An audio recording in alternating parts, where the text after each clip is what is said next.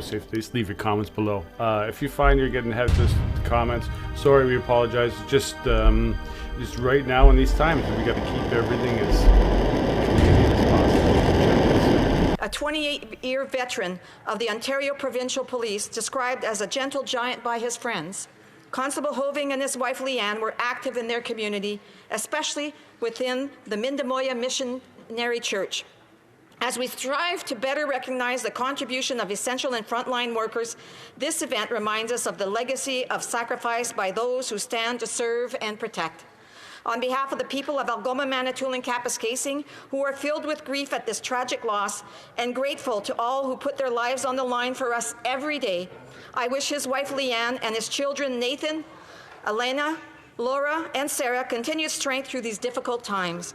As I extend sincere and heartfelt condolences to his family, I do as well to his colleagues in the Ontario Provincial Police, to his friends, and to the residents of Manitoulin Island.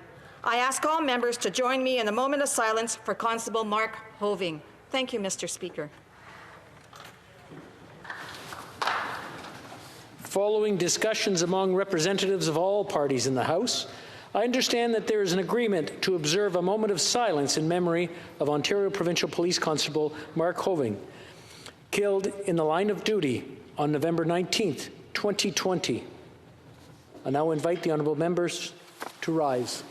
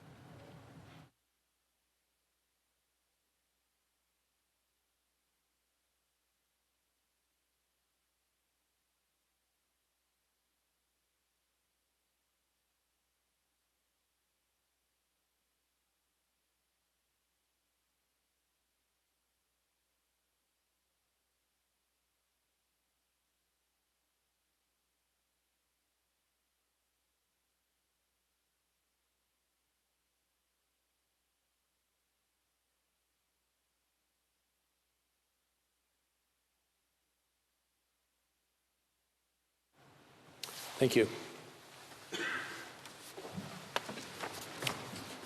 Oral questions, question orale. The honourable member for Portage-Lisker. Thank you, Mr. Speaker. Mr. Speaker, the Prime Minister doesn't hesitate to involve himself in areas of provincial jurisdiction when it suits his political purposes. But on issues of the health of Canadians and the response to COVID, he's in hiding.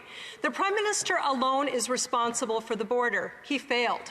The Prime Minister alone is responsible for vaccines and rapid testing. He's failing.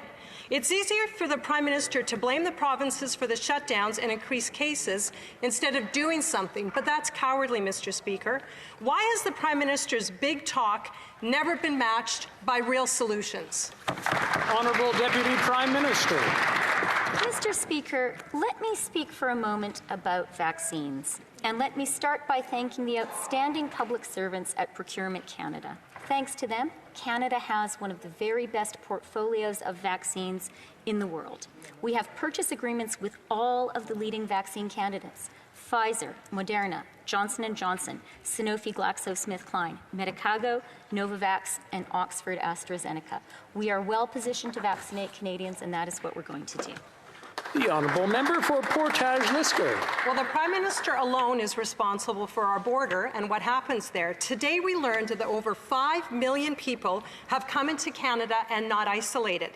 If we had rapid testing, these people, many of whom are essential workers, could have been tested and cleared, or tested, isolated, and treated. But 11 months in, and rapid testing is uncommon in Canada, and at-home testing is non-existent.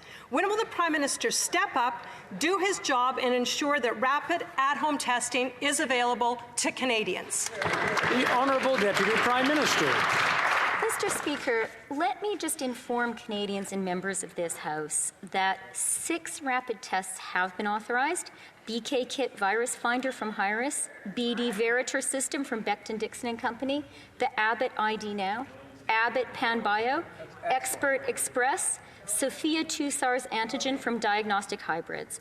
By the end of the year, we expect delivery of 20.5 million Abbott PanBio antigen tests. Thank you, Mr. Speaker. The honourable member for Portage-Lisker. A lot of talk, but no results. 11 months after COVID has hit, thousands of lives, millions of jobs, and Canadians' freedoms have been lost. We are on the verge of a mental health crisis, and lockdowns that were meant to be a last resort and buy some time have become this Prime Minister's only answer. Smart border action, rapid testing, good data, they're all part of the solution and they are all part of the federal responsibility. But the Prime Minister is sitting on his hands and doing none of the heavy lifting. When will he step up, do his job, and present a smart strategy to deal with COVID? Honourable Deputy Prime Minister. Mr. Speaker, I've spoken about vaccines and rapid tests, so let me talk for a moment about the border. And let me start by reminding all Canadians and visitors to Canada that a 14-day quarantine is mandatory, and we expect and require people to abide by that. When it comes to the Canada-US border, let me also say this. We have imposed unprecedented restrictions on travel across that essential border, and we have done it while maintaining the essential lifeline of trade between Canada and the U.S. That is a great accomplishment and a testament to the friendship between Canada and the United States. L'honorable député de Charlebourg. The honourable member for Charlebourg, Haute-Saint-Charles. Thank you, Mr. Speaker.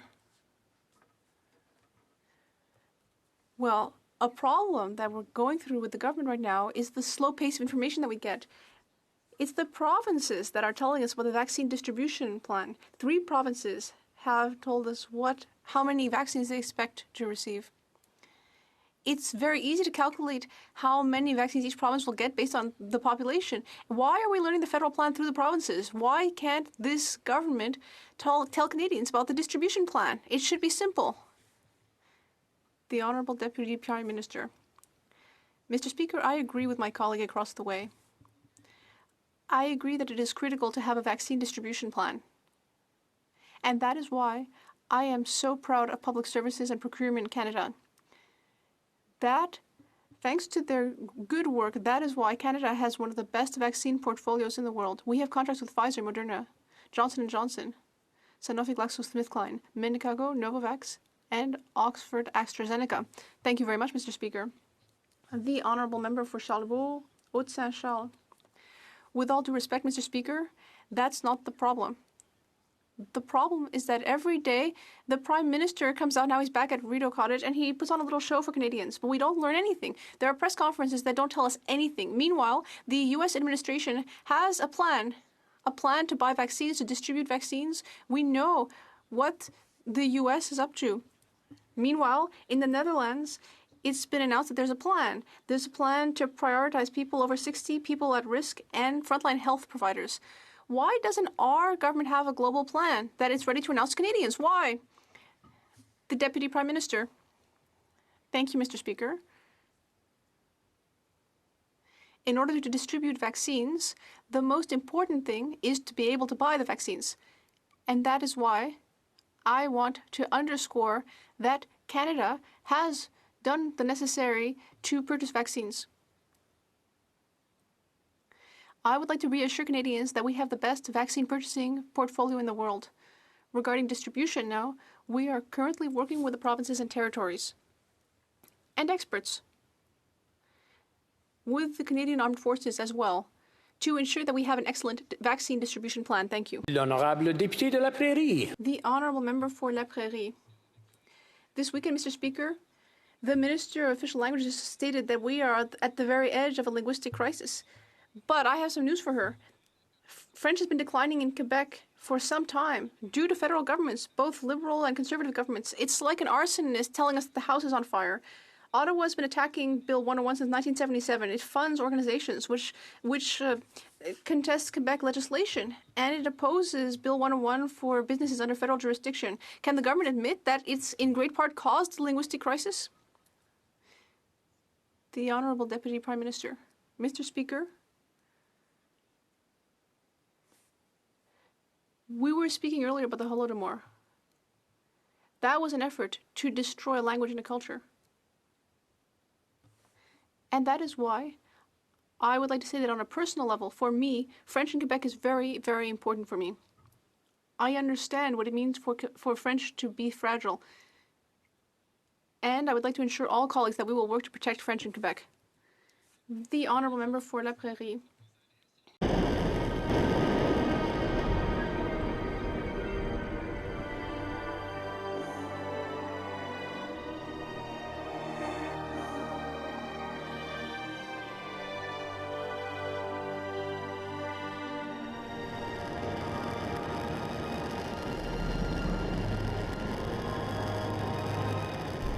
All right, the comments, they're always going to be open.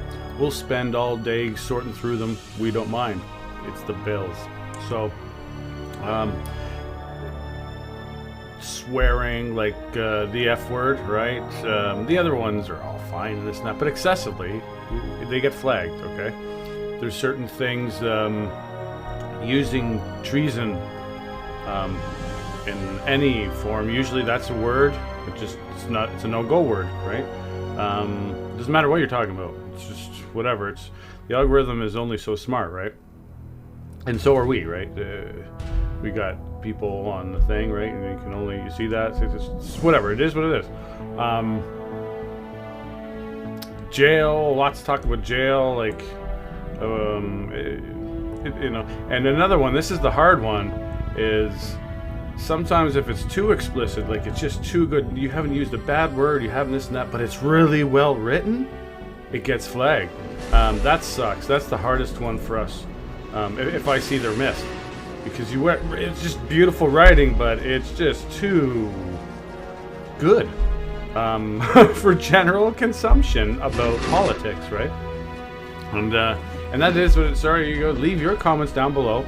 And we know they're going this and that, but that if you just keep away from those few things, you're wide open. Everything's wide open. You can go to CBC and have no comments. Sorry, we apologize. Have a good one.